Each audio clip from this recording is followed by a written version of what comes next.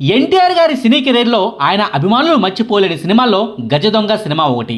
దానవీర సూరకర్ణ సినిమాలోని దుర్యోధనుడి పాత్ర తీరుతిన్నులను సోషలైజ్ చేసి మరీ గోల్డ్ మ్యాన్ పాత్రను మలిచిన తీరుకు ఎన్టీఆర్ అభిమానులు ఫిదా అయిపోయారు.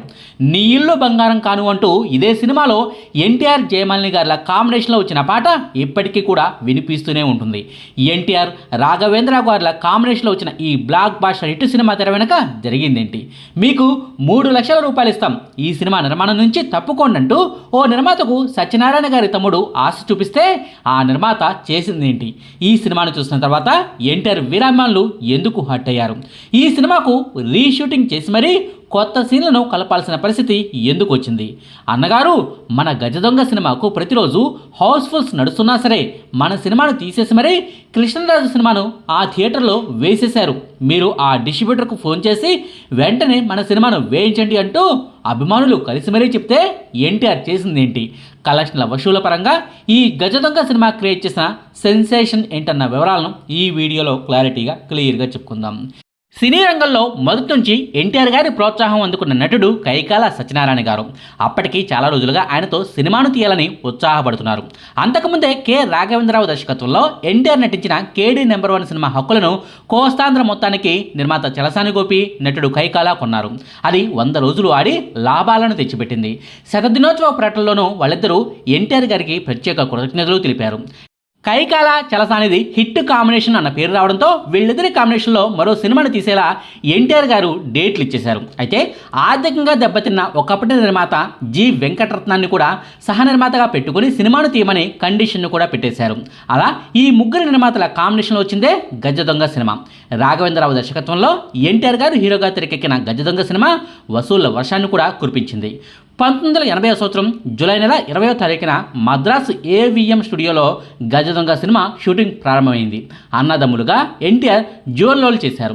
సినిమా కథ ప్రధానంగా బంగారం దొంగలించే గోల్డ్ మ్యాన్ పాత్ర అయిన అన్నయ్య చుట్టూ తిరుగుతుంది. హీరో గజ దొంగగా ఎందుకు మారాడు? అచ్చం అతనిలా ఉండే తమ్ముడి కథ ఏమిటి? విడిపోయిన ఆ ఇద్దరు ఎలా కలిశారు? విలన్ ఆటను ఎలా కట్టించారనేదే ఈ కథ. ప్రేమించిన అమ్మాయి నుంచి విడిపోయిన భగ్న ప్రేమికుడైన గోల్డ్ మ్యాన్ పాత్ర నడత అన్నీ కూడా పౌరాణికల్లోని దుర్యోధనుడిని తలపిస్తుంది. దుర్యోధనుడి క్యారెక్టరైజేషన్ను దృష్టిలో పెట్టుకుని దాన్ని సోషలైజ్ చేసి తీశారు దర్శకుడు కె రాఘవేంద్రరావు. సత్యానంద్ రచన.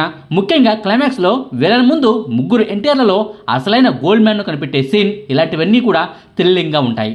గజ దొంగ అనే టైటిల్కు తగ్గట్టే సంగీత దర్శకుడు చక్రవర్తి ఇంగ్లీష్ జేమ్స్ బాండ్ చిత్రాల స్ఫూర్తితో ఈ చిత్రానికి రికార్డింగ్ చేశారు. ఆ శైలి, నేపథ్య సంగీతం, చేజింగ్లు జనాన్ని విపరీతంగా ఆకట్టుకున్నాయి. కథలో గోల్డ్ మ్యాన్ దగ్గర బ్లాకీ అనే ఓ నల్ల పెంపుడు పిల్లి, కుక్క, మాట్లాడే బొమ్మ ఉంటాయి. ఈ 3 ఆకర్షణీయ అంశాలయ్యాయి. బంగారం దొంగిలించే టైటిల్ పాత్రకు తగ్గట్టే కళాదర్శకుడు భాస్కర్ రాజు వేసిన బంగార తాపడం చేసినట్టుగా అనిపించే గోల్డెన్ డెన్ సెట్, గద్ద బొమ్మలతో రాజాసనం లాంటివి బాగుంటాయి. అప్పటికే ఎన్టీఆర్కు స్పెషలిస్ట్ కాస్ట్యూమర్గా పాపులర్ అయిన విజయవాడ యాక్స్ టైలర్ వాలేశ్వరరావు డిజైన్ చేసిన బెల్ బాటమ్ ప్యాంట్లు, చొక్కాలు, గోల్డ్ మ్యాన్ వేసుకునే బంగారు అంచు సూటు, బూటు ఆ రోజుల్లో సినీ అభిమానులను తెగ ఆకట్టుకున్నాయి. పేరుకు గజ దొంగ అనే టైటిల్ పెట్టిన ఎన్టీఆర్కు స్పెషల్ సిఐడి పాత్రధారి సత్యనారాయణకి మధ్య కేవలం ఒక్క ఫైట్ మాత్రమే ఉంటుంది. మిగతా సినిమా అంతా చేజింగ్ల మీదే నడుస్తుంది. దీనిపై ఫ్యాన్స్లో కొంత అసంతృప్తి వినిపించింది. సినిమా బాగుందిలే కానీ ఫైట్లు లేకపోవడం ఏంటంటూ ఫ్యాన్స్ తెగ హట్ అయ్యారు. ఈ విషయం కాస్త దర్శకుడు దాకా చేరింది. దీంతో నష్ట నివారణ చర్యలకు సిద్ధమైన దర్శకుడు రిలీజ్ అయిన 50 రోజుల తర్వాత సెకండ్ హాఫ్లో ఫ్లాష్ బ్యాక్లో ఫైటర్లతో ఎన్టీఆర్ చేసే కారు షెడ్ ఫైట్ను కొత్తగా కలిపారు. అలా అభిమానులను సంతృప్తిపరిచారు. గజ దొంగ సినిమాలో గోల్డ్ మ్యాన్ సరసన జయసుధ, తమ్ముడి పాత్ర సరసన శ్రీదేవి నటించారు. ఆ ఏడాది శ్రీదేవి, జయసుధ కలిసి నటించిన సినిమాలన్నీ పెద్ద హిట్. శ్రీదేవి ఇంకా పూర్తిగా ఫామ్లోకి రాకముందు వాళ్ళిద్దరూ కలిసి శోభనబాబు బంగారు చెల్లెలు, అక్కినేని ముద్దుల కొడుకు లాంటి చిత్రాల్లో చేశారు. కాకపోతే ఒక పాత్ర పోయాక రెండో పాత్ర వస్తుంది. కానీ ఇద్దరికి సమప్రాధాన్యం ఉండేలా వాళ్ళు చేసిన చిత్రాలు 1981లో వచ్చిన ఎన్టీఆర్ గజ దొంగ, ఏఎన్ఆర్ ప్రేమాభిషేకం, శోభనబాబు ఇల్లాలు సినిమాలు మాత్రమే. కేవలం 10 వారాల వ్యవధిలోనే ఆనాటి పెద్ద హీరోలు ముగ్గురుతోనూ ఈ ఇద్దరు హీరోయిన్లు కలిసి 3 సినిమాలు చేయటం, ఆ 3 ఆ ఏడాది అతిపెద్ద హిట్లు కావడం ఓ విశేషం. నిజానికి ఈ సినిమా చిత్రీకరణ నాటికి ఎన్టీఆర్ గారికి అక్షరాల 58 ఏళ్ళు. అదే సమయంలో ఈ సినిమాలో హీరోయిన్గా నడిచిన శ్రీదేవికి అక్షరాల 17 ఏళ్లు మాత్రమే. 60 ఏళ్ల వయసుకు దగ్గరలో ఉన్న ఎన్టీఆర్కు 17 ఏళ్ల టీనేజర్ శ్రీదేవికి మధ్య గజ దొంగలో ఇదో రకం దాహం అంటూ తెరపై పూర్తి హాట్ రొమాంటిక్ సాంగ్ను చిత్రీకరించడమన్నది బిగ్ డిబేట్కు దారితీసింది. రాత్రి ఏ పొద్దుపోయాకో చూడదగ్గ ఆ పాటను ఆ రోజుల్లో ఆ వయసు ఎన్టీఆర్ మీద తీయటం, జనాన్ని ఒప్పించడం కష్టమే. రాఘవేంద్రరావు చేయదలిచిన ఆ రిస్క్కు ఎన్టీఆర్ ఓకే అన్నారు. యూనిట్ సభ్యులంతా తెగ భయపడిపోయారు. ప్లీజ్ సార్, దెబ్బతింటాం, రిలీజ్కు ముందైనా ఆ పాటను తీసేయండి అంటూ రాఘవేంద్రరావుకు ఎంతోమంది సలహా ఇచ్చారు. కానీ ఆయన మాత్రం అస్సలు వినలేదు. చివరకు ఆ రిస్కీ పాట జనాల్లోకి వెళ్ళి ఆమోదం పొందడం విశేషం. డ్యూయెట్లను సైతం మాస్ మెచ్చే ధోరణిలో చేసే ఎన్టీఆర్ ఈ అతి శృంగార గీతానికి ఉన్న రిస్క్ను అర్థం చేసుకుని లలితంగా నటించి మెప్పించారని రాఘవేంద్రరావు గారే ఓ సందర్భంలో వివరించారు. మొత్తానికి అలా రాఘవేంద్రరావు ఎన్టీఆర్ చేసిన రిస్క్ ఫలించింది. ఇక ఈ సినిమాలోనే జయసుధపై వచ్చే ఇంద్రధనస్సు చీరగట్టి భగ్న ప్రేమికుడిగా ఎన్టీఆర్ ఆవేశంగా పాడే 2 అక్షరాల ప్రేమ పాటలు ఆ రోజుల్లో పదే పదే వినిపించినవే. గజదొంగ సినిమాలో ఉన్న 7 పాటలు ఒకదానికి ఒకటి పోలిక లేకుండా ఉంటాయి. వేటూరి రాసిన ఈ పాటలన్నీ కమర్షియల్ హిట్. ముఖ్యంగా ఎన్టీఆర్ గోల్డ్మెన్ పాత్రకు శృంగారతార జయమాలినికి మధ్య వచ్చే నీళ్లు బంగారం కాను పాట అతిపెద్ద హిట్. జయమాలిని ఆల్ టైమ్ హిట్స్లో అగ్రస్థానంలో నిలిచే ఆ పాట ఈ సినిమాకు మేజర్ ప్లస్ పాయింట్ అయింది. ఈ పాటలో జయమాలిని ధరించిన కాస్ట్యూమ్స్ చాలా ఫేమస్.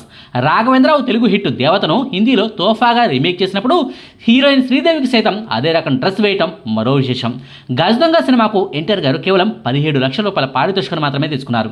ఎన్టీఆర్ రెమ్యునరేషన్తో కలిపి ఆ రోజుల్లో 35 లక్షల రూపాయలలోపే ఈ సినిమా నిర్మాణం పూర్తయిపోయింది. 1-2 ఏరియాలు మాత్రం నిర్మాతలు ఉంచుకొని అన్ని ఏరియాలు దాదాపుగా 50 లక్షల పైచిలకు అమ్మేశారు. సినిమా కమర్షియల్ హిట్ అయ్యి బయ్యర్లకు లాభాలను తెచ్చిపెట్టింది. 45 ప్రింట్లతో రిలీజ్ అయిన గజదొంగ ఒక్క ఆంధ్రప్రదేశ్లోనే మొదటి వారం ఏకంగా 34 లక్షలకు పైగా వసూలు చేసి అప్పటి ఇండస్ట్రీ రికార్డును దాటేసింది. అంతకుముందు ఛాలెంజ్ రాముడు, సర్దార్ పాపారాయుడు తొలివారం వసూళ్లలో ఇండస్ట్రీ రికార్డులు. ఆ రెండింటినీ అధిగమించిన గజదొంగ బాక్సాఫీస్ వద్ద భారీగా వసూళ్లు కొల్లగొట్టింది. 25 సెంటర్లో 50 రోజులు ఆడింది. వైజాగ్, గుంటూరు కేంద్రాల్లో డైరెక్ట్గా, విజయవాడ, రాజమండ్రి, కాకినాడ, నెల్లూరులో సింగిల్ షిఫ్ట్తో, ఒంగోలు, తిరుపతిలో నూన్ షోలతో గజదొంగ శతదినోత్సవం చేసుకుంది. అలాగే బెజవాడ, వైజాగ్లో షిఫ్టింగ్లతో రజతోత్సవం జరుపుకుంది. నిజానికి ఈ సినిమా సహనిర్మాత వెంకటరత్నానికి మొదట్లోనే ఓ 3 లక్షల రూపాయలను ఇచ్చేసి ఆయన్ను వదిలించుకోవాలని మిగిలిన ఇద్దరు నిర్మాతలు ట్రై చేశారు. ఆయన ₹1 కూడా పెట్టుబడిని పెట్టకుండానే 3 లక్షలు ఇచ్చేస్తే ఆర్థిక ఇబ్బందుల్లో ఉన్న ఆయన తనంతట తానే సైడ్ అయిపోతారని అనుకున్నారు. తద్వారా గజదొంగ సినిమా మొత్తాన్ని తామే నిర్మించాలని, లాభాలను ఎదురే పంచుకోవాలని మిగిలిన ఇతర నిర్మాతలు భావించారు. కానీ వెంకటరత్నం మాత్రం అలా వదులుతూనే సినిమా నిర్మాణంలోనూ లాభాల్లోనూ 20 పైసల వాటా ఉంచుకున్నారు. ఆ నిర్ణయమే ఆయనకు లాభించింది. తొలి రిలీజ్తో పాటుగా మలి విడతలను మరో 2 రిలీజులకు కూడా ఈ సినిమా బాగా లాభాలు తెచ్చింది. అలా వెంకటరత్నానికి వచ్చిన మొత్తం మొదట్లో ఇవ్వచూపిన 3 లక్షల కన్నా 3 రెట్లు ఎక్కువే వచ్చింది. ఇక 3వ రిలీజ్ సమయానికి సత్యనారాయణ గారి తమ్ముడు కైకాల నాగేశ్వరరావు గారు మిగతా ఇద్దరు నిర్మాతల వాటా డబ్బులను లెక్కగట్టి చెల్లించేసి సినిమా పూర్తి హక్కులను పొందడం గమనార్హం. టోటల్గా బాక్సాఫీస్ వద్ద ఈ సినిమా ఏకంగా ₹1 కోటి గ్రాస్ను రాబట్టి నయా రికార్డులను క్రియేట్ చేసింది. తెలుగు సినీ చరిత్రలో అప్పటి వరకు ₹1 కోటి గ్రాస్ వచ్చిన 10వ సినిమా అది. ఆ 10 సినిమాల్లో ఎన్టీఆర్కు ఇది 9వ సినిమా. అంటే అప్పటికి ఒక్క శంకరాభరణం మినహా లవకుశ మొదలుకొని ₹1 కోటి గ్రాస్ వసూలు చేసిన 9 తెలుగు చిత్రాలు ఎన్టీఆర్ గారివే అన్నమాట. ఇక చివరిగా ఒక్క మాట, ఈ సినిమా రిలీజ్ అయిన 2.5 నెలల తర్వాత ఓ ఘటన జరిగింది. ఫస్ట్ రిలీజ్లో విజయవాడలో గజదొంగ సినిమాను ఏకంగా 4 థియేటర్లలో రిలీజ్ చేశారు. అప్సరా, శేషమహల్, పడమట రామకృష్ణ, గుణదల రామ్ గోపాల్ థియేటర్లలో ఈ సినిమాను రిలీజ్ చేశారు. కలెక్షన్లు బాగా వస్తున్నప్పటికీ, హౌస్ఫుల్స్గా నడుస్తున్నప్పటికీ విజయవాడలోని మెయిన్ థియేటర్ అయిన అప్సరాలో గజదొంగ సినిమాను 84 రోజులే ఆడించారు. 85వ రోజు ఎన్టీఆర్ సినిమాను తీసేసి హీరో కృష్ణరాజు గారి పులిబిడ్డ సినిమాను రిలీజ్ చేశారు. గజదొంగ సినిమాను థియేటర్లోంచి తీసేసే సమయంలో ఎన్టీఆర్ గారు విజయవాడలోనే ఉన్నారు. బెజవాడ కనకదుర్గ గుడి కొండ మీద అనురాగ దేవత చిత్రంలోని ఓ పాటను ఎన్టీఆర్, జయసుధలపై చిత్రీకరిస్తున్నారు. అప్పటికే ఎన్టీఆర్ ఫ్యాన్స్ వెళ్ళి గజదొంగ పంపిణీదారులైన లక్ష్మీ ఫిల్మ్స్ వారిని కలిసి అప్సరా థియేటర్లో 100 రోజుల దాకా తమ హీరో సినిమాను కొనసాగించాలని కోరారు. అయినా వాళ్ళు పట్టించుకోలేదు. దీంతో లక్ష్మీ ఫిల్మ్స్ అధినేత లింగమూర్తికి ఎన్టీఆర్ గారితో ఫోన్ చేస్తే ఫలితం ఉంటుందని పంపిణీ వర్గాల నుంచి అభిమానులకు సలహా వచ్చింది. దీంతో ఫ్యాన్స్ నేరుగా వెళ్ళి అనురాగ దేవత షూటింగ్లో ఉన్న ఎన్టీఆర్ను కలిశారు. ఆ ఏడాది జనవరిలో రిలీజ్ అయిన ఇతర చిత్రాల 100 రోజుల వసూలు కన్నా 50 రోజులకే ఎక్కువ కలెక్షన్లు తెచ్చిన గజదొంగ సినిమాను 84 రోజులకే ఎత్తేస్తున్నారంటూ అభిమానులు ఫిర్యాదు చేశారు. డిస్ట్రిబ్యూటర్కు ఫోన్ చేసి 100 రోజుల పాటు ఆ థియేటర్లో మళ్ళీ మన సినిమాను వేసేలా చేయండి అంటూ అభ్యర్థించారు. కానీ ఎన్టీఆర్ మాత్రం డిస్ట్రిబ్యూటర్లకు ఉన్న ఆబ్లిగేషన్లను గ్రహించాలంటూ సముదాయించారు. మన సినిమాను మరో 2 వారాలు ఆడిస్తే కొత్తగా వచ్చే ఘనత ఏమీ లేదు, ఆడకపోతే పోయేదేమీ లేదు. ఆల్రెడీ మనకు రికార్డు స్థాయి కలెక్షన్లు వచ్చాయి కదా, డిస్ట్రిబ్యూటర్లకు ఉన్న ఇబ్బందులను కూడా మీరు అర్థం చేసుకోవాలంటూ అభిమానులకు ఎన్టీఆర్ గారే సర్ది చెప్పడం గమనార్హం. వీరాభిమానులు అడిగినా సరే గజదొంగను 100 రోజుల పాటు ఆడించేందుకు ఎన్టీఆర్ గారు తన పలుకుబడిని వాడకపోవడం అప్పట్లో ట్రేడ్ వర్గాల్లో హాట్ టాపిక్ అయింది. ఇదండి గజదొంగ సినిమా తెరవెనక కథ. మీకు ఈ వీడియో నచ్చితే లైక్ చేయండి, షేర్ చేయండి. మరిన్ని ఆసక్తికరమైన వీడియోల కోసం మా కొత్త ముచ్చట ఛానల్ను సబ్స్క్రైబ్ చేయడం మాత్రం మర్చిపోకండి. Thank you.